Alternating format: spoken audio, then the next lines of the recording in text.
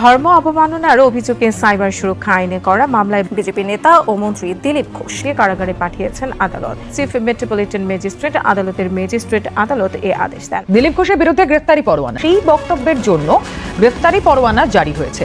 গ্রেফতারি পরোয়ানা জারি হয়েছে দিলীপ ঘোষের বিরুদ্ধে। বিজেপি কোনো দায় নেই সংখ্যালঘুদের উন্নয়ন করা, ওরা আমাদের ভোটও দেয় না। বিজেপি নেতা দিলীপ ঘোষ আর এই এক মন্তব্যের জেরে এখন তার বিরুদ্ধে ধেয়ে আসছে এক মস্ত বড় আইনি চাবুক। পশ্চিমবঙ্গে মুসলমানদের নামাজ নিয়ে বিতর্কিত মন্তব্য করায় এবার কিন্তু মুসলমানদের আইনি বেড়াজালে কিন্তু ফেসে যাচ্ছেন পশ্চিমবঙ্গের বিতর্কিত নেতা দিলীপ ঘোষ। হ্যাঁ দর্শক, সরাসরি নামাজে নিষেধাজ্ঞা দেওয়ায় এবার কিন্তু এই দিলীপ ঘোষের বিরুদ্ধে কিন্তু পশ্চিমবঙ্গের মুসলমানরা কিন্তু দর্শক আইনি পদক্ষেপ নিচ্ছে, অর্থাৎ এই দিলীপ ঘোষের বিরুদ্ধে কিন্তু মামলা করা হয়েছে। কেন তিনি একজন মন্ত্রী হয়ে পশ্চিমবঙ্গে ধর্মবিভেদ সৃষ্টি করছেন? কেন এবার সরাসরি মুসলমানদের নামাজে নিষেধাজ্ঞা দেওয়ার নির্দেশ দিচ্ছেন তিনি? তার এমন বিতর্কিত মন্তব্যে কিন্তু উত্তাল পুরো পশ্চিমবঙ্গ। হিন্দু মুসলিম সকল কিছু ভেদাভেদে কিন্তু এই মন্ত্রীর কিন্তু দর্শক পদত্যাগ চাচ্ছে, এমনকি তাকে অবিলম্বে কিন্তু কারাগারে নেওয়ারও দাবি জানাচ্ছে তারা। যেটার কিছুটা অংশবিশেষ দর্শক আপনারা ভিডিও শুরুতেই কিন্তু দেখে বুঝতে পেরেছেন যে আমাদের আজকের এই ভিডিওটা ঠিক কতটা গুরুত্বপূর্ণ হতে চলেছে। তাই দর্শক আপনার কাছে এতটুকুই অনুরোধ থাকবে যে আমাদের ভিডিওতে একটি লাইক দিয়ে সম্পূর্ণ ভিডিওটি শেষ পর্যন্ত দেখুন, তবেই কিন্তু আজকের এই গুরুত্বপূর্ণ বিষয়টার একেবারে বিস্তারিত আপনি ভালো করে জানতে পারবেন। তাহলে চলুন সম্মানিত প্রিয় দর্শক, কথা বাড়িয়ে আপনার মূল্যবান সময়টুকু এখানে নষ্ট না করে আগে আপনাকে সেই মূল ভিডিওটি দেখিয়ে নিয়ে আসি, যেখানে আপনি বিস্তারিত ভালো করে বুঝতে পারবেন। বিজেপির কোনো দায় নেই সংখ্যালঘুদের উন্নয়ন করা, ওরা আমাদের ভোটও দেয় না। দিলীপ ঘোষ বিজেপির এই মন্ত্রী, যার মুখ থেকে একের পর এক বিতর্কিত মন্তব্য বের হয়ে আসে, এবার এমন একটি কথা বলে ফেলেছেন যা শুধু সংখ্যালঘু সম্প্রদায়কে নয় বরং ধর্ম বর্ণ নির্বিশেষে গোটা রাজ্যকে একই প্রশ্নের সামনে দাঁড় করিয়ে দিয়েছেন। এই দেশ সংবিধান কি তবে শুধু কাগজে কলমে লেখা? ভাবতে পারেন, একজন মন্ত্রী যিনি সংবিধানের ওপর হাত রেখে শপথ নিয়েছিলেন, সেই মন্ত্রী আজ কোটি কোটি নাগরিকের ধর্মীয় অধিকারকে পদদলিত করে বলে বসলেন নামাজ পড়তে চাইলে পাকিস্তানে যাও, এবং এবার তার পরিণতি হলো জেলের পড়া। কি হয়েছিল সেদিন? গোটা পশ্চিমবঙ্গ আগুন হয়ে গেল, এবং কেন আদালত নিজে এগিয়ে এসে কঠোর পদক্ষেপ নিলেন? আজকের এই পুরো ঘটনা শুরু থেকে শেষ পর্যন্ত জানতে চাইলে এই ভিডিওটি আপনাকে শেষ পর্যন্ত দেখতেই হবে। দর্শক, গল্পটা শুরু হয়েছিল পশ্চিমবঙ্গের রাজনৈতিক মঞ্চে। বিজেপির নেতা এবং রাজ্য মন্ত্রী দিলীপ ঘোষ, যিনি আগে থেকেই বিতর্কিত মন্তব্যের জন্য পরিচিত, এবারে এমন একটা কথা বলে বসলেন যেটা শুধু একটা সম্প্রদায়কে নয়, পুরো ভারতীয় সংবিধানকে অপমান করলো। তিনি প্রকাশ্যে বললেন, ভারতের মুসলিম নাগরিকদের নামাজ পড়ার অধিকার নেই এই দেশে। যদি নামাজ পড়তে চান তাহলে বাংলাদেশে যান, নয়তো পাকিস্তানে চলে যান। এখন একটু ভাবুন, ভারতীয় সংবিধানের 25 নম্বর অনুচ্ছেদে কি বলে? এটা পরিষ্কারভাবে বলে প্রতিটি নাগরিকের নিজের ধর্ম অনুসরণ, আচরণ এবং প্রচারের পূর্ণ স্বাধীনতা রয়েছে। এটা কোনো অনুগ্রহ নয়, এটা মৌলিক অধিকার। এবং একজন মন্ত্রী যিনি এই সংবিধানের শপথ নিয়ে পদে বসেছেন, তিনি এই অধিকারকে সরাসরি অস্বীকার করলেন। দিলীপ ঘোষের এই উক্তি প্রকাশ্যে আসার পর পশ্চিমবঙ্গে যা হলো সেটা রাজনৈতিক ভূমিকম্প বললেও কম হবে। চিফ মেট্রোপলিটন ম্যাজিস্ট্রেট আদালত এবারে নীরব থাকেনি। ধর্ম অবমাননার অভিযোগে সাইবার সুরক্ষা আইন দায়ের করে মামলায় আদালত দিলীপ ঘোষকে কারাগারে পাঠানোর আদেশ দিয়েছেন। যে মানুষটি সংবিধানের নামে শপথ নিয়ে মন্ত্রিত্বের আসনে বসেছিলেন, সেই মানুষটির বিরুদ্ধে এখন সংবিধান লঙ্ঘনের অভিযোগ। পরিস্থিতি যেন এক অদ্ভুত নাটকীয় মোড় নিয়েছে, যেখানে ক্ষমতার দম্ভ আর আইনের দাঁড়িপাল্লার মুখোমুখি দাঁড়িয়ে পড়েছে। ঘটনার সূত্রপাত দিলীপ ঘোষের সেই মন্তব্যকে ঘিরে, যেখানে তিনি সরাসরি বলছিলেন নামাজ পড়তে হলে বাংলাদেশে না হয় পাকিস্তানে চলে যেতে হবে, ভারতে সব চলবে না। কথাটি মুহূর্তের মধ্যে ছড়িয়ে পড়েছিল সোশ্যাল মিডিয়া থেকে চায়ের আড্ডা সর্বত্র একটাই প্রতিক্রিয়া, এই কথা একজন মন্ত্রীর মুখে মানায় না। আইনজীবীরাও হুঁশিয়ারি দিয়েছেন বিষয়টি হাইকোর্ট পর্যন্ত টেনে নিয়ে যাবেন। দিলীপ ঘোষের বিরুদ্ধে FIR দায়ের করা হয়েছে। মন্ত্রী পদ থেকে বহিষ্কারের দাবি উঠছে সর্বমহলে। কিন্তু প্রশ্ন শুধু একটি মন্তব্যে সীমাবদ্ধ নয়। এই রাজ্যের বিজেপির ক্ষমতা আসার পর থেকেই মুসলিম সম্প্রদায়ের মানুষের একের পর এক ধাক্কা সামলাচ্ছেন বলে অভিযোগ উঠেছে। কখনো ঈদের দিনে পূজার আয়োজন, কখনো কোরবানিতে বাধা, আবার সরাসরি নামাজে হস্তক্ষেপের ঘোষণা। রেড রোড নামাজ বন্ধ করা হয়েছে, অথচ সেই একই রেড রোড 7 দিন বন্ধ রেখে যোগ দিবস পালন করা হয়েছে। এই দ্বিচারিতা নিয়ে বিভিন্ন মহলে ক্ষোভের আগুন জ্বলছে। সংবিধান স্পষ্ট করে বলে এটি একটি ধর্মনিরপেক্ষ রাষ্ট্র। সেই সংবিধানের নামে শপথ নিয়ে যদি সংবিধান বিরোধী কথা বলা হয়, তবে সেটি শুধু দায়িত্বহীনতা বা সেটি রাষ্ট্রদ্রোহিতার নামান্তর। একজন বিক্ষুব্ধ নাগরিক প্রশ্ন ছুড়ে দিয়েছেন, ইংরেজ আমলে রেড রোডে ভারতীয়দের যাওয়া নিষিদ্ধ ছিল। আজ সে ব্রিটিশদের যারা এককালে দালাল ছিলেন, তারা আবার সাধারণ মানুষদের জন্য রেড রোড বন্ধ করে দিচ্ছেন। কোথাও না কোথাও গিয়ে ভারতকে কি পরাধীনতার দিকেই ঠেলে দেওয়া হয়? শুধু সংখ্যালঘু সম্প্রদায় নয়, বামপন্থী রাজনৈতিক মহলও এই ইস্যুতে সরব হয়েছে। বিজেপি এবং আরএসএস দ্বিচারিতার সম্পূর্ণ একটি দল। একদিকে দুর্নীতির বিরুদ্ধে বড় বড় বক্তৃতা দেওয়া, অন্যদিকে ভিডিওগ্রাফিক প্রমাণ সহ ঘুষের অভিযোগে অভিযুক্ত নেতাদের দলে টেনে নেওয়া। অজিত পাওয়ারের বিরুদ্ধেও 70,000 কোটি টাকা সেচ কেলেঙ্কারির অভিযোগ এবং স্বয়ং প্রধানমন্ত্রী সরব হয়েছিলেন। আর 48 ঘন্টার মধ্যে তাকে এনডিএ এর শরিক দলে নিয়ে যাওয়া হলো। বামপন্থীদের একাংশ বলছে রাজ্যের গরিব মানুষদের জন্য যারা লড়াই করছেন তারা আক্রান্ত হচ্ছেন প্রতিনিয়ত। হকার উচ্ছেদের বিরুদ্ধে, দ্রব্যমূল্যের বৃদ্ধির বিরুদ্ধে, সাধারণ মানুষের অধিকারের পক্ষে যারা রাস্তায় নামছেন তাদের মাথা ভাঙছে, জেলে যাচ্ছে।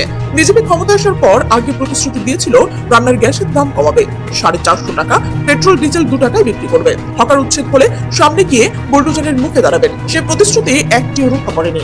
অন্নপূর্ণা ভান্ডারের ফর্ম নিয়ে হাজার রকমের শর্ত, আয়ুষ্মান ভারতের ফর্ম নিয়ে হাজার রকমের বাধা, সাধারণ গরিব মানুষকে নানা শর্তে জালে জড়িয়ে সরকারি সুযোগ সুবিধা থেকে বাদ দেওয়ার কাজ চলছে।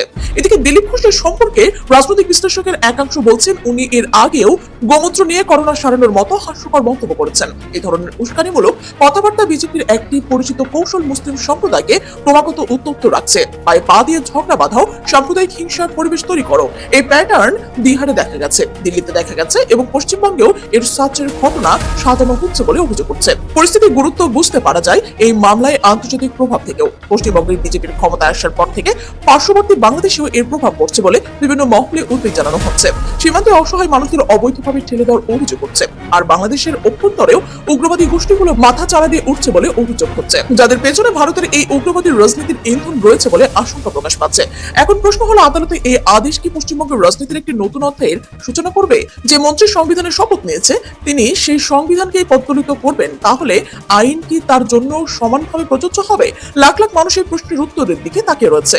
আদালতের এই পদক্ষেপ সে আস্থার একটি জবাব হয়তো দিতে শুরু করবে, যে জবাবের জন্য এই রাজ্যের সংখ্যালঘু থেকে শুরু করে সকল ধর্মের সচেতন মানুষরা বহুদিন ধরে অপেক্ষা করছিলেন। গণতন্ত্র, সংবিধান এবং ধর্মনিরপেক্ষতা, এই 3টি স্তম্ভ আজও যে টিকে রয়েছে, আদালতের এই রায় হয়তো তারই প্রমাণ। ভাবতে পারেন এমন একজন নেতার কথা যিনি দেশের আইন মেনে বড় পদে বসেছিলেন, আজ তিনি কোটি কোটি মানুষের ধর্মীয় অনুভূতিতে আঘাত দিয়ে এক মারাত্মক কথা বলে বসলেন। প্রকাশ্য এক সভায় দাঁড়িয়ে তিনি দাবি করলেন নামাজ পড়তে চাইলে নাকি ভারতে থাকা যাবে না, সোজা বাংলাদেশ কিংবা পাকিস্তানে চলে যেতে হবে।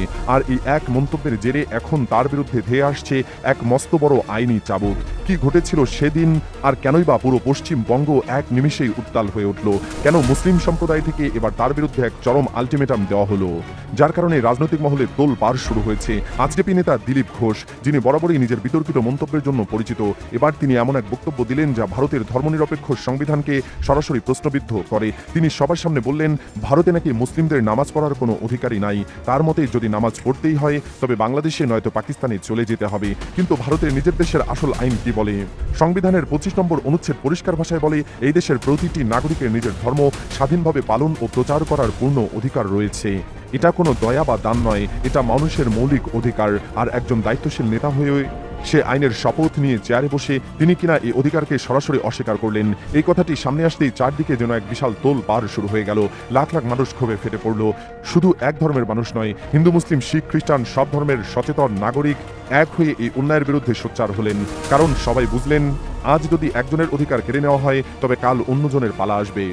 রাজপথে নেমে এলেন সাধারণ মানুষ, আর চারপাশ থেকে দাবি উঠল এই উস্কানিমূলক মন্তব্যের বিরুদ্ধে এবার আইনি ব্যবস্থা নিতেই হবে। এখানে একটা মারাত্মক দ্বিমুখী নীতির বিষয় আছে যা না শুনলে ভেতরের আসল রাজনৈতিক খেলাটা ধরা যাবে না। কলকাতার বুকে রেড রোড নামে বিশাল চওড়া আর মস্ত বড় একটা ভিআইপি রাস্তা আছে, যেখানে দেশের স্বাধীনতা দিবসে বড় সরকারি প্যারেড হয়। এই রাস্তায় গত বহু বছর ধরে লাখ লাখ মুসলিম মানুষ একসাথে মিলে ঈদের নামাজ পড়তেন। কিন্তু হুট করে প্রশাসন থেকে নির্দেশ জারি করা হলো যে রেড রোডের মতো এত বড় একটা রাস্তায় নাকি ঈদের নামাজ পড়া যাবে না। সাধারণ মানুষ দেশের শান্তি ও শৃঙ্খলার কথা ভেবে সেই নির্দেশ মেনেও নিলেন। কিন্তু ঠিক তারপরে আসল অমিলটা লক্ষ্য করুন। সেই একই রেড রোড টানা 7 দিনের জন্য পুরোপুরি বন্ধ করে দেওয়া হলো যোগ দিবস পালনের নাম করে। এটাকে আপনারা কি বলবেন? এই যে দিলীপ ঘোষ এত বড় একটা উস্কানিমূলক বক্তব্য করলেন, এর পরিণতি এখন কি হতে যাচ্ছে? আসল খবর হলো মুসলিম সম্প্রদায়ের প্রতিনিধি ও সচেতন নাগরিকেরা এবার একাত্তা হয়ে এই নেতার বিরুদ্ধে গর্জে উঠেছেন। তারা এক চরম এবং কঠোর আলটিমেটাম জারি করে পরিষ্কার জানিয়ে দিয়েছেন দিলীপ ঘোষকে তার এই উস্কানিমূলক এবং সাম্প্রদায়িক মন্তব্যের জন্য সবার সামনে অবিলম্বে এবং নিঃশর্ত ক্ষমা চাইতে হবে। আর তিনি যদি এই অবস্থান ধরে রেখে ক্ষমা না চান তবে তার বিরুদ্ধে সোজা থানায় গিয়ে এফআইআর দায়ের করা হবে। আইনের হাত কিন্তু অনেক লম্বা, ক্ষমতার অহংকার দেখিয়ে পার পাওয়া এত সহজ নয়। যদি এই আলটিমেটামের পর তিনি ক্ষমা না চান এবং তার নামে এফআইআর হয়ে যায় তবে কিন্তু তাকে সত্যি সত্যি আইনের কাঠগড়ায় এসে দাঁড়াতে হবে। আইন অনুযায়ী জেল হয়ে যেতে পারে। আর এই ঘটনা একটা কথাই প্রমাণ করে দেয়, ক্ষমতা যত বড়ই হোক না কেন জনগণের আবেগ আর দেশের আইনের ঊর্ধ্বে কেউ হতে পারে না। হ্যাঁ দর্শক, এই দিলীপ ঘোষের মতো বিতর্কিত নেতাকর্মীরাই কিন্তু যুগ যুগ ধরে কিন্তু ভারতবর্ষের গণতান্ত্রিক যে অধিকার সেটা কিন্তু শেষ করে দিয়েছে। অর্থাৎ ধর্ম নিরপেক্ষ যে একটা সমাজ গড়ে ওঠে দেশের মধ্যে অথবা এলাকার মধ্যে দর্শক অথবা শহরের মধ্যে, সেই বিষয়টাই কিন্তু একেবারে কিন্তু ক্ষুণ্ণ করে দিচ্ছে কিন্তু এই দিলীপ ঘোষের মতো বিতর্কিত নেতাকর্মীরা। আর করবে নাই বা কেন? তার যে মন্ত্রী রয়েছে, যে বিধানসভা নির্বাচনে জয়ী হয়ে যে শুভেন্দু অধিকারী সিএম হয়েছে পশ্চিমবঙ্গে, সেই মুখ্যমন্ত্রী শুভেন্দু অধিকারী তো চুপ হয়ে রয়েছে এই বিতর্কিত মন্তব্যগুলি শুনে। তবে কি এই শুভেন্দু অধিকারী কি এই সকল কিছুর ইন্ধনদাতা, নাকি এর পিছনে রয়েছে আরো কেউ, অর্থাৎ নরেন্দ্র মোদী, যে কিনা এখনো কিন্তু এই পশ্চিমবঙ্গে এইভাবে মুসলমান নির্যাতন বা মুসলমানদের উপর অত্যাচারের বিরুদ্ধে আজ অব্দি একটা শব্দও কিন্তু বলেনি। একজন দেশের প্রধানমন্ত্রী হিসেবে তার কিন্তু অবশ্যই কিন্তু এটাতে যে কোনো একটা পদক্ষেপ নেওয়া কিন্তু দরকার ছিল, কিন্তু সেটা তিনি করেননি। আর যার ফলে কিন্তু এখন মুসলমানদের মন থেকে কিন্তু বিজেপি কিন্তু একেবারে কিন্তু ধূলিসাৎ হয়ে যাচ্ছে, অর্থাৎ ধীরে ধীরে কিন্তু উঠে যাচ্ছে। শুধু মুসলমানরাই নয়, পশ্চিমবঙ্গের হিন্দু জনতাও কিন্তু এখন বিজেপিকে কিন্তু বয়কট করেছে। অর্থাৎ আগামী নির্বাচনে অথবা আগামী যে সভা সমাবেশগুলি হবে সেখানে কিন্তু একেবারে জনশূন্যই কিন্তু দেখা যাবে, এমনটাই কিন্তু জনগণ কিন্তু দাবি তুলছেন যে বিতর্কিত নেতাকর্মীদের অবিলম্বে গ্রেপ্তার করে তাদের শাস্তি, সর্বোচ্চ শাস্তিটুকু দেওয়া হোক, তবেই কিন্তু তারা এই সরকারের প্রতি আস্থা আনতে পারবে। সম্মানিত প্রিয় দর্শক শ্রোতা, আপনার কি মনে হয় এই দিলীপ ঘোষকে অবিলম্বে তার সর্বোচ্চ শাস্তিটুকু দেওয়া দরকার ধর্ম নিয়ে এই বিভেদ সৃষ্টি করার কারণে? দর্শক শ্রোতা, অবশ্যই আপনার মূল্যবান মতামতটুকু লিখবেন আমাদের কমেন্ট বক্সে। আজ এ পর্যন্ত, ভালো থাকুন সকলেই।